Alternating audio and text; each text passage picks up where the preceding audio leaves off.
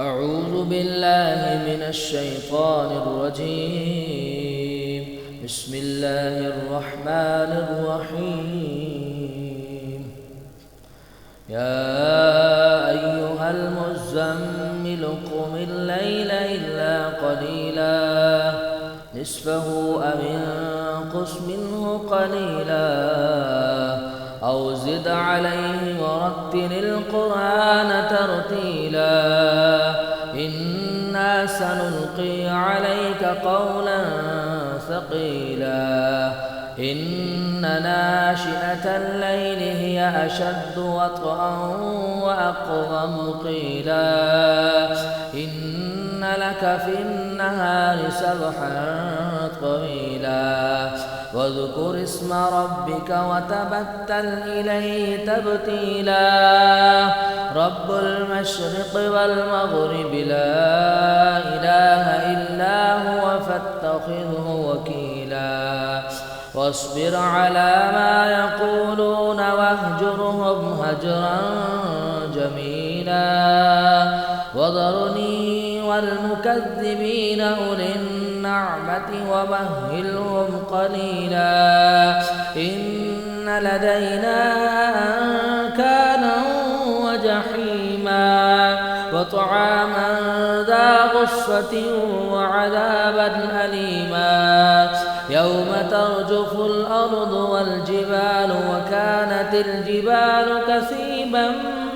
مهيلا إنا أرسلنا إليكم رسولا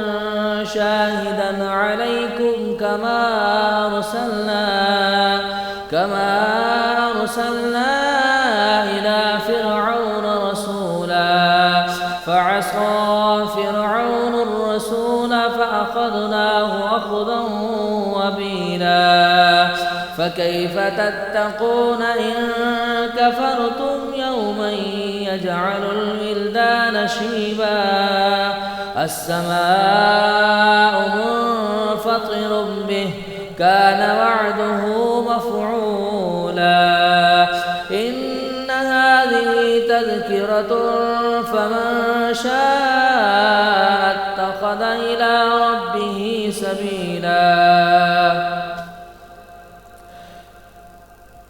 إن ربك يعلم أنك تقوم أدنى من ثلثي الليل ونصفه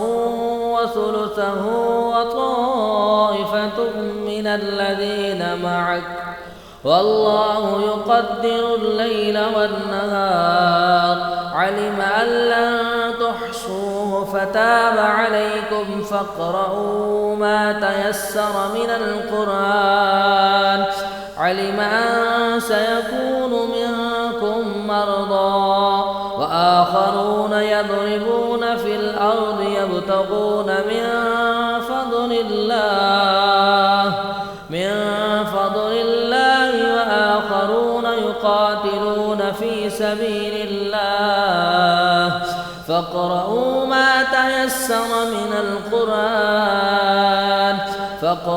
ما تيسر منه وأقيموا الصلاة وآتوا الزكاة وأقرضوا الله قرضا حسنا وما تقدموا لأنفسكم من خير تجدوه عند الله